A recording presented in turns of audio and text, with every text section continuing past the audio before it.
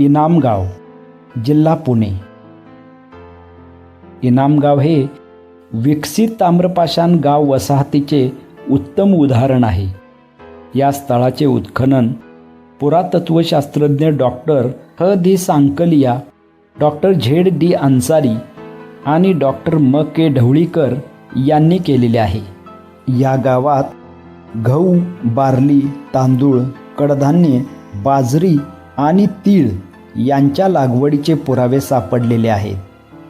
गुरेढोरे, मेंढ्या आणि शेळ्या यासारख्या पाळीव प्राण्यांची हाडे सापडलेली आहेत.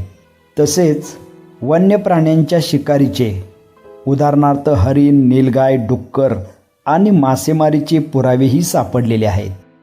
चाकावर बनवलेले लाल व काळ्या रंगाची भौमितिक आकृतीची नक्षीकाम असलेली मातीची भांडी या ठिकाणी सापडलेली आहेत. वैशिष्ट्यपूर्ण बाब म्हणजे 2 मडक्याची तोंडे एकमेकांना जोडून त्यात लहान मुलांचे दफन करण्याची पद्धत या ठिकाणी आपल्याला आढळली.